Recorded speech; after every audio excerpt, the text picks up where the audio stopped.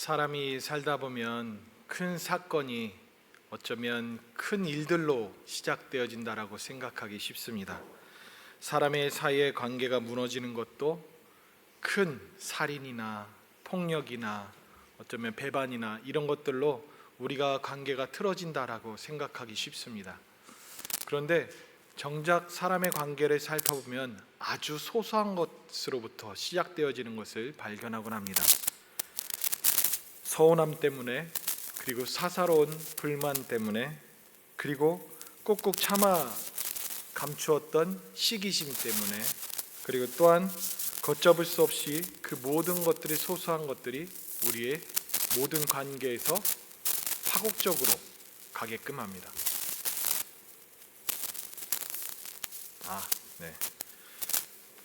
그런 부분들이 있어서 우리는 때때로 우리의 관계에 있을 때 걷잡을 수 없는 그것으로 인해서 우리가 많이 힘들어하곤 하지요. 오늘 보면은 인류의 최초의 살인 사건입니다. 있어서는 안 될 그 일들이, 그것도 처음 그 시점에서 그 일들이 펼쳐집니다. 형이 동생을 돌로 쳐 죽인 사건, 그 충격적인 사건이 오늘 펼쳐지는 창세기 4장 말씀입니다. 이 사건은 단순히 가인이 나쁜 사람으로 끝내지 않고 이 사건의 발달로 인하여서 우리 일상 속에서 어떠한 일들도 일어나는지, 그리고 그 모습들을 통하여서 우리의 본질적인 하나님 형상이 깨어진 모습은 어떻게 나아가는지, 그 모든 것들이 가르쳐 줍니다. 성경은 우리에게 더 깊은 곳까지 바라보게 합니다. 하나님의 형상을 따라 지음받은 이 인생들이 어디까지 무너져가며, 그리고 그 균열이 어떤 방식으로 파괴되어지고 치달아지는지, 그것을 우리의 가정, 우리의 공동체, 우리의 삶, 그리고 우리 안에서 일어날 수 있다는 소소한 것들로부터 시작되었다라고 말씀해 줍니다. 여러분, 우리가 살아가는 이 시대는 위기, 즉 관계 위기의 시대라고 말하곤 합니다. 가족은 점점 핵가족처럼, 아니 핵개인의 사회로 점점 몰고 가서 가족 구성원들보다 혼자 사는 구성원들이 더 많아지는 사회로 되어졌습니다. 그리고 공동체는 점점 개인주의 때문에 함께 모이고 많은 사람들이 힘쓰기보다 각자 마음에 맞는 사람들끼리 쪼개지거나, 그리고 더 모이지 않도록 무너져가는 그런 모습들도 있습니다. 심지어는 이 모든 사회적 현상들이 어떤 현상으로 나타나냐면, 혼자 살다가 그 괴로움, 그리고 그 고독과 그 힘든 것 때문에 자살을 하기까지 합니다. 그리고 혼자 살다가 고독사를 하기까지도 합니다. 이게 우리가 지금 살아가고 있는 그 모습들입니다. 전화 한 통화 걸 사람이 없어서 수많은 우리의 관계 속에 살아가지만 전화 한 통 내 진심을 토로할 사람이 없어서 외로운 시대, 바로 오늘 시대라고 할 수 있습니다. 제가 지난번 그 사택에서 머물렀을 때, 우리 교회 말고 이전 교회 사택이 있었을 때, 거기는 어르신들이 제법 있으셔서 간혹 119가 그 아파트 단지로 들어오기까지 합니다. 그랬을 때 뒷얘기는 어떤 분이 갑자기 운명하셨다는 얘기, 그리고 혼자 계시다가 변회당했다는 얘기, 이런 일들을 종종 듣곤 합니다. 사역을 하다 보면 장례를 많이 치릅니다. 인생의 마지막 장례를 치르다 보면 참 많은 생각들을 합니다. 어떤 가정은, 그 집안은 장례를 집례하면서 그 가족 분위기가 너무 화목하고 좋아서 다복해 보이는 그런 가정도 있습니다.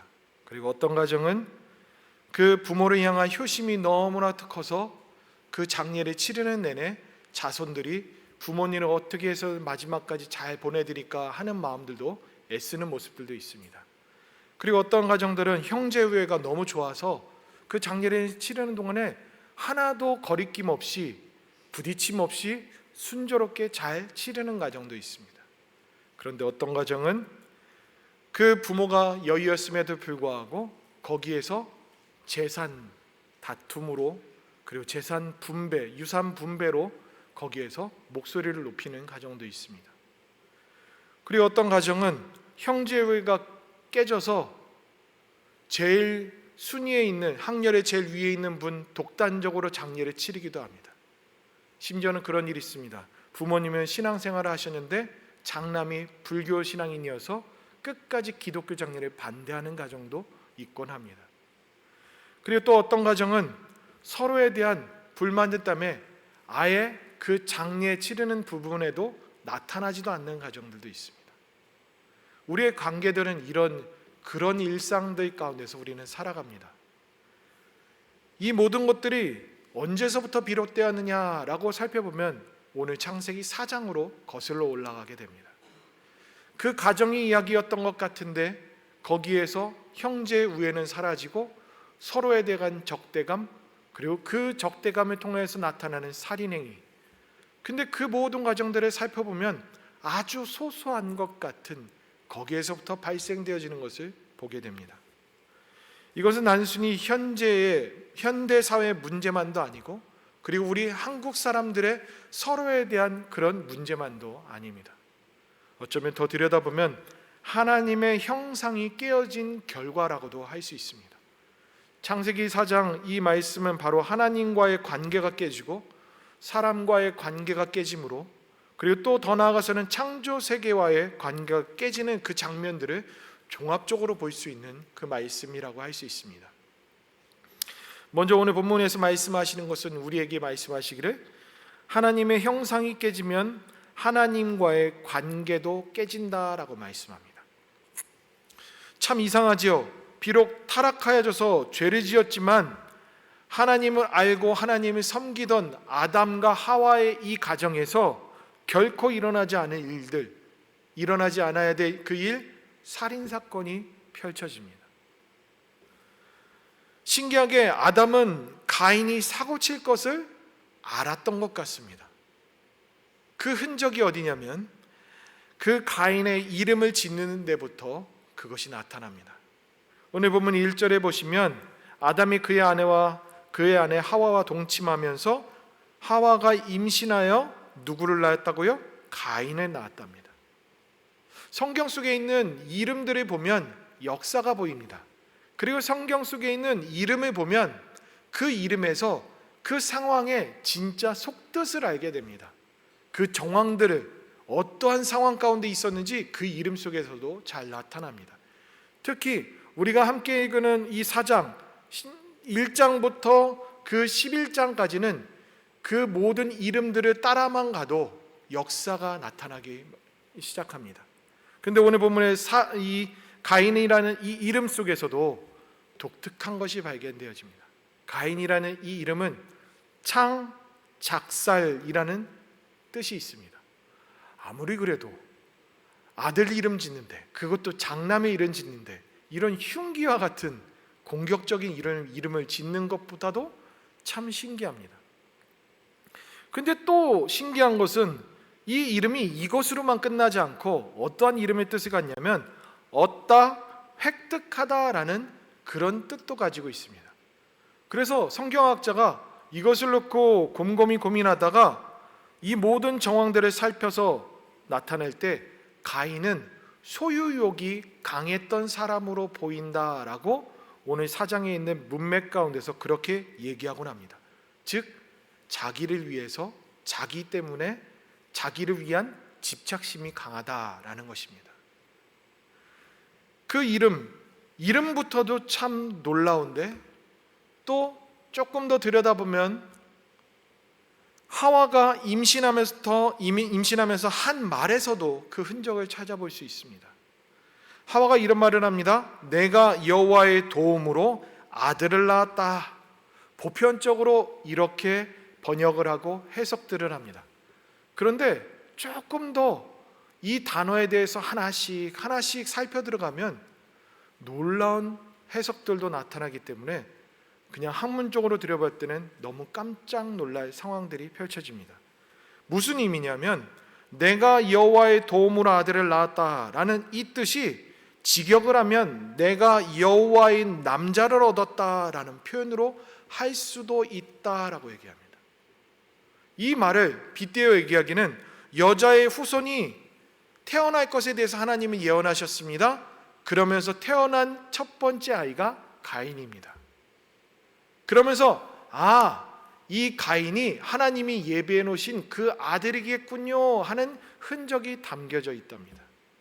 참 그것처럼 창세기에 있는 요 앞에 있는 그 문장들 하나하나 살펴보면 참 오묘하고 신비롭고 이해하기 쉽지 않은 내용들이 담겨져 있습니다.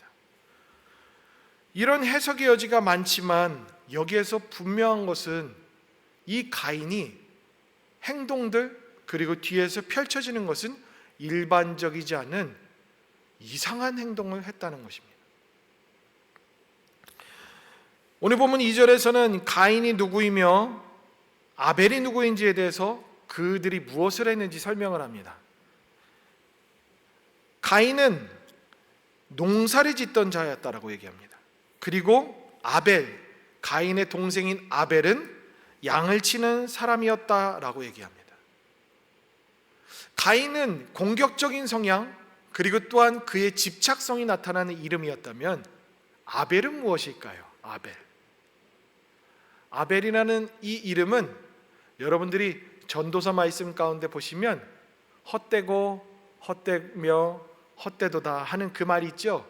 그 단어하고 똑같이 쓰여져서 그래서 아벨의 이름은 허무함이라는 뜻이 같습니다. 안개와 같은 그런 이름을 갖습니다. 이것은 또 살펴보면 가인의 인생과 아벨의 인생을 볼 때 이건 전혀 다른 모습이 아니라 그 안에서도 이 가정의 분위기도 살펴볼 수 있는 흔적들이 나타납니다. 근데 이것이 또 중요한 것은 아니에요. 이 말씀들로 인해서 이것들의 흐름 가운데서 어떠한 일들이 펼쳐지냐면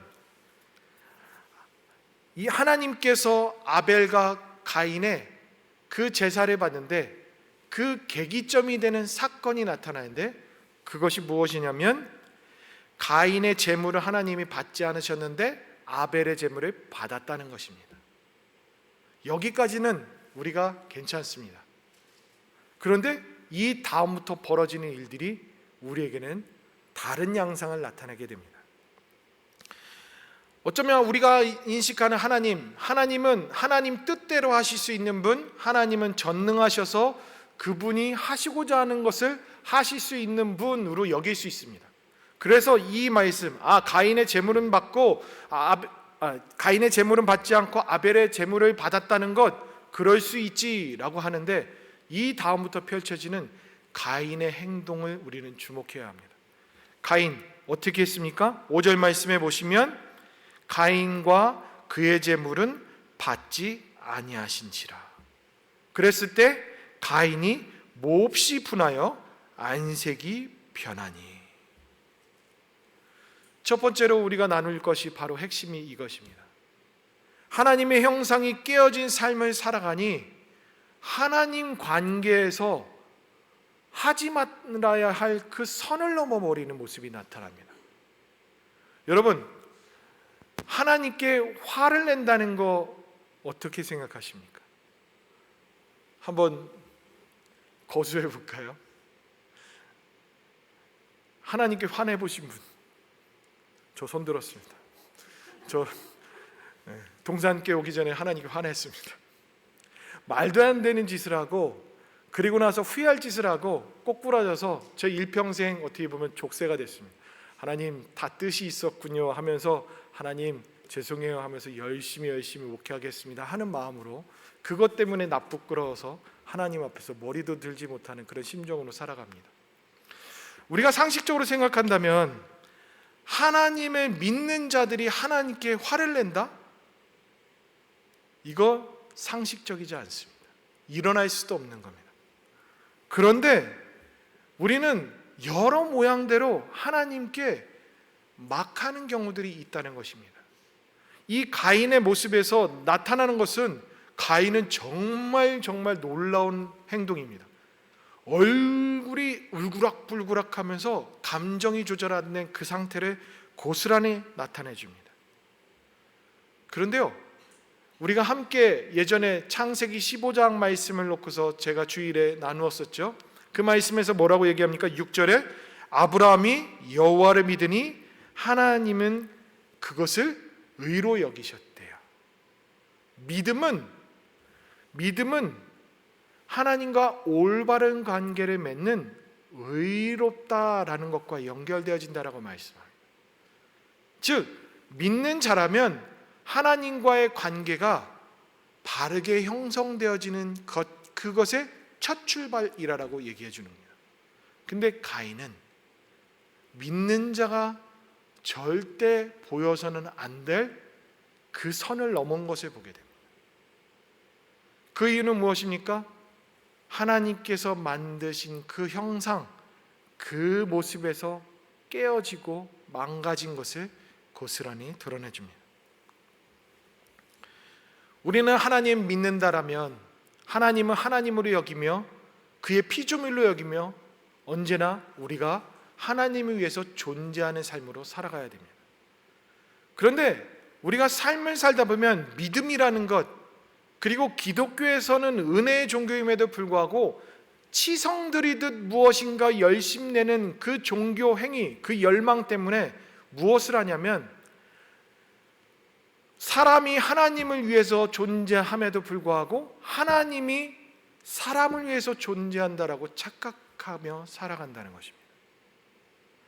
기독교 외의 종교에서 나타나는 것은 치성입니다. 비나이다, 비나이다, 비나이다, 비나이다. 열심히 내면 하늘이 감천하여 복을 주겠지. 그건 기독교에서 나타나는 정신이 아닙니다. 우리가 자격이 있거나 없거나 상관없이, 아니 자격 있는 자가 아무도 없죠. 그럼에도 불구하고 우리 하나님은 은혜를 베풀어 주시는 것, 그게 기독교입니다. 우리는 은혜로 사는 자들이고 은혜를 먹고 그것에 대해서 주를 위해서 살아가는 인생을 살아갈 수밖에 없는 존재들인데 어느덧 하나님께 얼굴을 울그락불그락하지 않지만 하나님을 조종하려고 들고 하나님을 나를 위해서 이용하려고 하는 그 모습이 있습니다.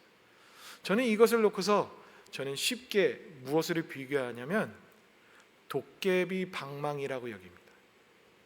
하나님을 도깨비 방망이쯤으로 여기며 신앙생활하는 사람들은 바로 하나님의 형상이 깨져 있다라는 것을 깨달으실 수 있기를 바랍니다.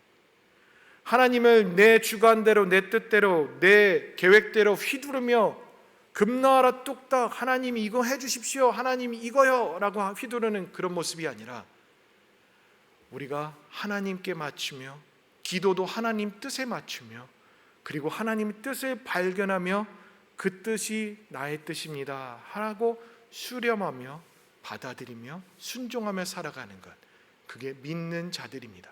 그리고 하나님의 형상대로 살아가는 자들입니다. 그렇다면 우리의 믿음의 삶 가운데서도 얼마나 하나님의 형상이 깨어졌는지 우리는 살펴볼 수 있고, 그런 모습이 우리에게서 나타난다면 우리는 깜짝 놀라고 아이고 하나님, 제가 하나님의 형상을 깨트렸군요, 하나님의 형상대로 살아가지 못하는군요 라는 것을 알아야 됩니다. 가인은 하나님과의 관계에서 깨져 있던 그 모습 때문에 넘지 말아야 될 선을 넘어버립니다. 이 가인의 모습을 통해서 저와 여러분들이 진정 나는 하나님을 위해서 살아가는 존재인지 그것을 바로 깨닫고 다시금 정리하시고 삶 가운데서 그런 관계로 살아가시는 저와 여러분들 될 수 있기를 바랍니다. 두 번째로 하시는 말씀은 하나님의 형상이 깨지면 사람과의 관계도 깨진다라고 말씀합니다. 오늘 본문을 면밀히 살펴보면 가인은 참 기이한 사람입니다. 야, 어떻게 이런 사람이 있지 싶은 사람입니다. 가인이 분노를 하고 안색을 변했을 때 하나님은 그를 찾아오셨습니다. 찾아오신 이유가 내 이놈 하려고 오신 게 아니라 살펴보면 또 다른 기회를 주려고 하나님이 오셨다는 것을 발견하게 됩니다. 하나님은 그를 얼레고 달래고 하듯 그에게 무엇인가를 말씀하시는데 그게 바로 7절 말씀입니다. 7절 말씀 살펴보시면 죄가 문에 엎드려 있느니라, 죄가 너를 원하나 너는 죄를 다스릴지니라 라고 말씀합니다. 이 말씀 구절은 상당히 우리에게 중요한 것들을 말씀해 줍니다. 죄에 대한 관계, 죄와 우리의 삶에서 우리는 쉽게 죄에 지는 삶을 살아가는 경우가 있습니다. 죄를 이기지 못하고 죄에 먹히는 삶을 살아갑니다. 근데 창세기 4장 7절 말씀에 보시면 사람의 본성 가운데 죄를 지을 수밖에 없는 본성이 있지만, 그렇지만 죄를 안 지을 수 있는 능력도 있음을 가르쳐 줍니다. 이것에 대해서 어거스틴이 참 신기하게 오묘하게 이것들을 잘 정리해 줬습니다. 사람에게는 의지가 있다, 자유의지가 있는데 하나님께서 만드신 그 처음 창조된 의지는 죄를 지을 수 있는 능력이 있는 의지다라고 얘기합니다. 두 번째로, 타락한 이후에 나타난 사람에게 있는 자유의지는 죄를 지을 수밖에 없는 의지다라고 얘기합니다. 그러면 예수님께서 우리를 구원하신 이후에 다시금 거듭난 자가 가지고 있는 자유의지는 죄를 짓지 않을 수 있는 의지다라고 얘기합니다. 말장난 같지요? 오묘하게 다릅니다. 그런데 아주 명확합니다. 우리에겐 자유의지가 있습니다. 그 의지를 어떻게 활용하는지에 대해서 우리에게는 분명히 능력도 있고 해낼 수도 있습니다. 그런데 우리는 쉽사리 죄에 전복됩니다. 그리고 쉽사리 우리는 죄에 대해서 쉽게 포기해버립니다. 그런데 말씀합니다. 죄를 다스릴 수 있다라고 얘기합니다. 그런데 우리가 죄를 다스리지 못하는 이유도 또한 얘기해 줍니다. 뭐 때문에요? 죄가 너를 원한다, 문 앞에 엎드려져 있다라는 것. 우리가 죄를 지을 수밖에 없는 것은 수많은 우리의 삶과 우리의 존재와 모든 가운데 언제든지 죄를 지을 수밖에 없는 요소들이 많다는 것을 얘기해 줍니다. 그럼에도 분명한 것은 죄가 아무리 그렇게 우리를 호시탐탐 누리며 사자가 우리를 집어삼킴 같이 그렇게 할지라도 우리에게는 죄를 짓지 않을 수 있는 능력, 죄에서 승리할 수 있는 능력, 심지어는 예수님 때문에 우리는 그 확고한 은혜의 능력을 가지고 있다는 것을 우리는 잊지 않고 살아가야 된다는 것도 오늘 말씀에서 우리는 깨달을 수 있습니다. 근데 여기서 하나님께서는 말씀하십니다. 너는 죄를 다스리라 라고 얘기합니다. 그런데 가인은 그거를 제대로 듣지 않습니다. 가인은 끝끝내 동생을 해합니다. 우리의 삶 가운데서 수많은 사람들과 수많은 삶의 요소들과 있었을 때 우리는 사람과의 관계에서 죄를 이기며 그리고 또한 범죄하지 않으며 그들에게 해하지 않으며 할 수 있는 능력이 있다는 것을 오늘은 말씀해 줍니다. 그런데 사람과의 관계가 깨지는 것은 우리가 그것을 조절하지 못하고 내 욕구, 내 감정, 내 본능, 그런 것들로 그 모든 것에서 쉽사리 하기 때문에 그렇다는 것을 얘기해 줍니다. 그렇다면 우리 믿는 사람들은 어떻게 살아가야 될까요? 그런 사람과의 관계에서 하나님의 형상이 깨지지 않게 살아가려면 어떻게 하면 될까요? 그런 면에 있을 때 다윗의 고백은 우리에게 많은 것들을 가르쳐주고 우리가 어떻게 해야 할지 선명하게 가르쳐줍니다. 시편 139편 23절에서 24절 말씀인데요, 제가 읽어드릴게요. 하나님이여 나를 살피사 내 마음을 아시며 나를 시험하사 내 뜻을 아옵소서. 내게 무슨 악한 행위가 있나 보시고 나를 영원한 길로 인도하옵소서. 다윗은 자신을 살폈습니다.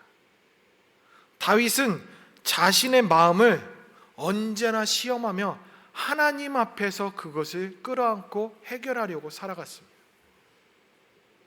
다윗이 특별하게 능력이 있어서 그렇게 하나님의 마음에 쏙 드는 자답게 살아간 것이 아니라 그도 얼마든지 죄를 지었고 심지어는 가장 신복인 그 신복의 아내를 빼앗으려고 못된 짓을 행했고 수많은 죄를 지었음에도 불구하고 그는 그럼에도 하나님 앞에서 전심을 다하는 예배자로서 살았던 것은 바로 하나님 앞에서 자신을 들여다보며 살았다는 것입니다. 그 소소한 것이 얼마나 놀라운지 가인과의 큰 차이점을 만들어줍니다. 가인은 자신을 들여다보지 않습니다. 하나님께서 지적하고 그것에 대해서 옳은 길로 인도했을 때 화를 냈던 자가 가인입니다. 자신에게서 문제를 찾지 않고 하나님께 따져 물었던 자가 가인입니다. 그렇다면 하나님을 믿는 자라면 어떻게 살아야 될까요? 다윗처럼 살아야 되지. 하나님 앞에서 저는 참 부족합니다 하는 마음으로 매 순간, 매 때마다, 일마다 우리 스스로를 돌아보며 우리는 살아야 됩니다. 저는 성찰이라는 단어가 참 좋은데 사실 불교 용어라서 좀 쓰기가 좀 애매모호합니다. 그런데 이 성찰이라는 단어가 참 좋은 것 같습니다. 우리 스스로를 성찰하며 우리가 돌을 닦는 것은 아니지만 하나님 앞에서 죄를 다스리며 살아가고자, 하나님 앞에서 우리의 잘잘못 때문에 다른 관계가 깨트려지지 않는 하나님의 형상대로 살아가고자 애씀, 그게 바로 성찰이라고 할 수 있습니다. 그랬을 때 저와 여러분들은 매 순간, 매 때마다 일마다 성찰하실 수 있기를 바랍니다. 하나님 앞에서 형상을 잘 보존하고 그것을 잘 이어가기 위해서 살아가시는 저와 여러분들이 될 수 있기를 바랍니다. 세 번째로 오늘 말씀하시는 것은 하나님의 형상이 깨지면 창조 세계의 모든 관계도 깨진다라고 말씀합니다. 사실 창세기이기 때문에 되게 광범위한 그런 것들도 얘기해 줍니다. 제가 몇 주 전에도 창조 세계의 관계에 대해서도 말씀드렸을 것입니다. 그런데 이 부분은 우리에게 너무 큰 시사점을 전해줍니다. 가인은 하나님의 경고를 외면했습니다. 그러면서 8절에 결국 하지 말아야 될 행동을 합니다. 보시면 그의 아우 아벨을 쳐 죽였답니다. 와, 어떻게 진짜 아무리 그래도 같이 밥 먹고 같이 놀기도 했고 어려서부터 같이 컸는데 어찌 아우를 이렇게 할 수 있을까요? 상상도 못할 일들을 가인은 했습니다. 그런데 이 모습이 이것을 통하여서 아우 아벨의 피가 땅에 흘러서 그 땅에서 그 피로 인해서 아우성되는 일들도 있고 이제는 땅이 피로 젖어지는, 피로 인해서 타락되어지고 변화되어지는 그런 일들이 이제부터 시작되어져서 온 세계가 창세기 6장 말씀에 있었던 것처럼 죄악이 관응한 세계까지도 나타나는 출발점이 되어집니다. 단순히 한 가정, 그 가정의 한 사람, 그 사람의 그 소소한 감정 컨트롤 안 된 것, 그것 때문에 이 인류의 수많은 놀라운 일들이 펼쳐진 겁니다. 이것을 우리는 과시하면 안 됩니다. 분명히 하나님께서는 기회를 주셨습니다. 그걸 통해서 하나님이 주신 의지로 말미암아 그가 돌이킬 것을 원하셨습니다. 그런데 그는 끝끝내 하지 말아야 될 일들을 하며 심지어는 하나님이 그 모든 것들을 보셨음에도 불구하고 그에게 다시금 기회를 주듯 말씀하시는데 아벨이 어디 있느냐? 내 동생 어디 있느냐? 라고 묻습니다. 그랬을 때 가인은 뭐라고 얘기합니까? 나는 알지 못합니다. 너무 뻔뻔하죠. 그러면서 더 모멸찬 말을 하는데 내가 내 아우를 지키는 자입니까? 맹랑하게 하나님께 따져 묻습니다. 내가 내 아우를 지키는 자입니까? 이 말은 뭐 이런 죄송해요 싸가지 없는 이런 말로 될 수도 있지만 이 말에 담겨져 있는 그의 정신, 그가 바라보는 세계관이 담겨져 있다는 것입니다. 자기 외에는 다 쉬운 거예요. 자기 외에는 신경 쓰지 않는 거예요. 어떻게 보면 소시오패스 같고, 요새 말로는 나르시시즘 같은 주군주의에 있는 그런 사람 같고, 아니 그거보다 더 심한 인지 능력이 없는 사이코패스 같은 그런 자입니다. 그는 공감 능력이라고는 하나도 없습니다. 자기밖에 몰랐고 자기만 가득 차 있었고, 심지어는 하나님과의 관계에서도 이렇게 되바라진 모습을 그는 합니다. 그런데 우리 사회 속에 살펴보면 그런 사람들이 참 많습니다. 서로에 대한 관계가 깨어지고 단절되고 의심하고, 그 사람에 대한 공감 능력이 없는 인생 살아가는 자. 그래서 3대 심리학자 칼융, 프로이드, 그리고 아들러, 이 3대 심리학 중에서 아들러라는 사람이 정신병자를 뭐라고 얘기하냐면, 사회적 관심이 결여된 사람을 정신병자라고 얘기했습니다. 즉 혼자의 생각들로만 가득 차 있고, 남은 신경 쓰지 않고, 남을 배려하지 않고, 남을 무엇인가 북돋으며 그를 존중하는 그런 모습이 없는 자, 그런 수치가 낮으면 낮을수록 정신병자에 가깝다라고 얘기합니다. 이 말은 두 가지예요. 첫째는 병이 있어서가 아니라 그냥 사람은 여러 스펙트럼 가운데서 살아가는데, 거기에서 정도가 있는데 사회적인 관심을 많이 갖는 사람이 성숙한 사람이고, 사회적 관심이 너무 없는, 자기밖에 모르고 남을 쉽사리 여기는 그런 존재는 병 가진 사람이랑 가깝다라는 그런 얘기를 합니다. 가인은 그런 모습이 너무나 나타납니다.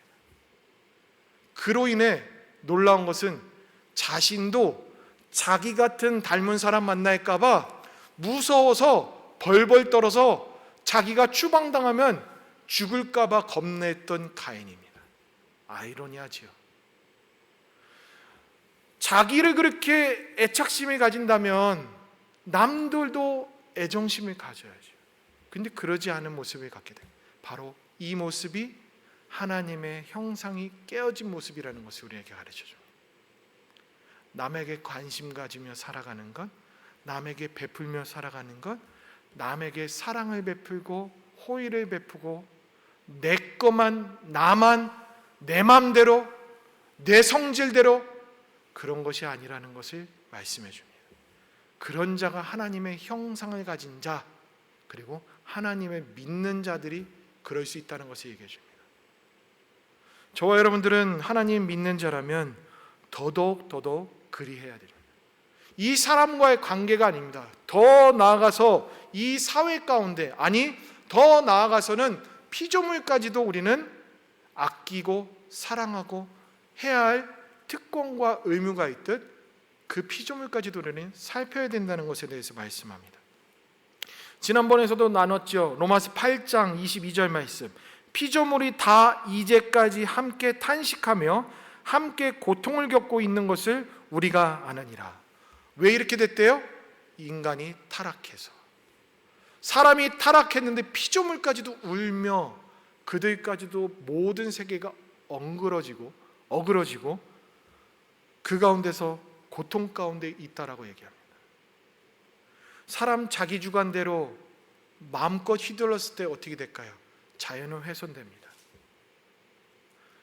사람들 위해서만 무엇인가를 하면 지구온난화, 그리고 온도가 높아져 가고 수많은 환경들이 변화되어지는 것, 그것들이 또한 우리가 살피고 돌아봐야 될 것이라는 것을 또한 가르쳐 줍니다. 그게 창조 세계를 다스리는 자로서 하나님의 형상을 보존한 자가 할 수 있는 능력이라는 것을 말씀해 줍니다. 그렇다면 어떻게 할까요? 하나님이 내 아우는 어디 있느냐 하면 되바라지게 내가 이거 지키는 자입니까? 내가 자연 보존하는 자입니까? 이렇게 말하는 것이 아니라, 네, 저는 지키는 자입니다. 주님께서 저를 파수꾼으로 세운 자입니다. 주님 뜻하시는 대로 지금 이곳에서, 우리 일상에서, 나의 주변에서, 나의 가정에서 어디든지 사랑을 베푸고 애정을 담으며 살아가겠습니다 하며 고백하며 살아가는 저와 여러분들이 되어져야 됩니다. 오늘 말씀 사실 은혜롭고 좋은 말씀은 아닙니다. 그런데 우리가 반대로 하나님의 형상을 갖춘 자로서 살면 은혜롭다, 기쁘다라고 여기지만 하나님의 형상이 깨트려진 대로 살면 이런 모습이 있다는 것을 알고,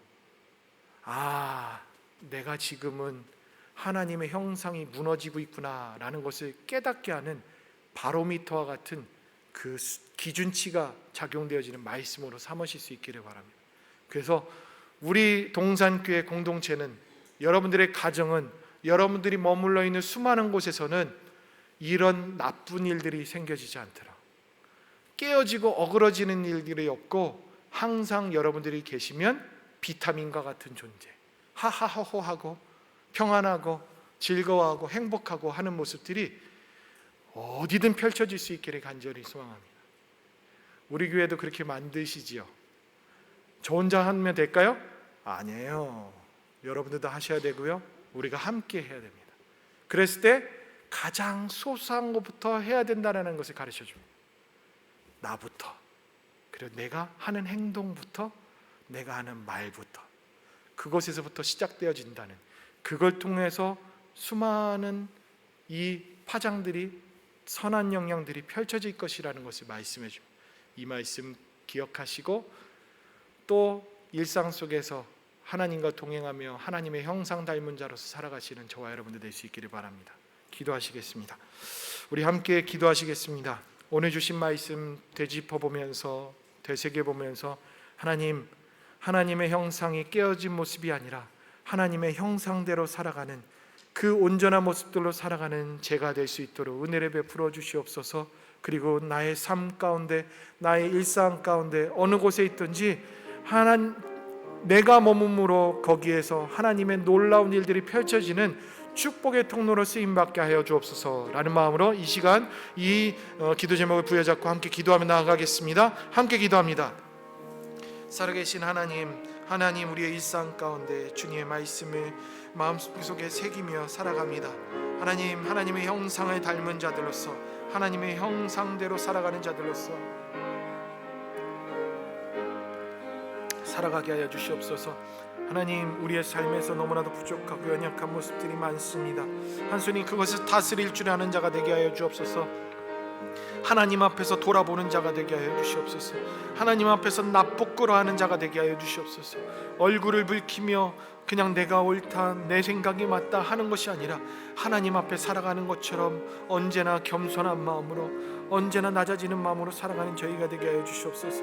그랬을 때 하나님의 형상이 나의 삶 가운데서, 나의 일상 가운데서 드러나게 하시고, 그 깨어지고 무너지는 모습들이 아니라 온전히 생성되어지가며 건강한 모습들이 잘 채워지는 그런 모습들이 되게 하여 주시옵소서. 아버지 하나님, 오늘 말씀 다시금 우리의 마음 가운데 새겨놓고 나아갑니다. 하나님, 이 말씀 부여잡고 살아갈 때 하나님, 우리에게 흔들리지 않는 마음 주시옵소서. 언제나 죄가 우리 앞에 있을지라도 넘어지지 않고 죄에 우리가 먹힘을 당하는 것이 아니라 죄를 다스리고 때때는 죄 앞에서 우리가 더욱더 성결하고자 하며 애쓰며 살아가는 저희가 되게 하여 주시옵소서. 언제나 말씀이 우리의 갈 바를 깨닫게 하시고, 우리가 생각하는 것에서 지침이 되어지게 하시고, 주의 말씀 우리의 신비에서 작용되어지는 하나님의 뜻이 되어져서 주님의 뜻대로 살아가는 저희가 될 수 있도록 은혜를 베풀어 주시옵소서. 살아계신 하나님 앞에서 믿는 자이기를 바랍니다. 하나님 앞에서 올바른 관계를 형성한 신앙 있는 자가 되길 간절히 소망합니다. 하나님, 우리의 일상 가운데서 수많은 우리를 넘어뜨리게 하고 우리를 무너뜨리게 하고자 하는 것들이 많을지라도 그 안에서 주님 주시는 마음으로 담대하게, 믿음의 담력으로 하나님 앞에 살아가는 마음으로, 하나님 앞에서 나를 투영하는 마음으로, 하나님 앞에서 나의 모든 것들이 벌거벗김 당하는 것처럼 하나님 앞에 내어 보이는 마음으로 살아가는 자가 되게 하여 주시옵소서. 그래서 하나님 앞에서 언제나 살아가는 것 같이 살아갈 때 승리하는 삶을 살아가게 하시고, 나로부터 세상이 변화되어져 가며 나로부터 하나님의 형상이 이 삶 가운데서 깨트려지지 않고 더욱 보존되어져 가며 더욱 하나님의 영상을 유지할 수 있는 우리가 되게 하시고 우리 공동체가 되게 하시고 우리의 삶들이 되어질 수 있도록 은혜를 베풀어 주시옵소서. 예수님의 이름으로 기도드리옵나이다. 아멘.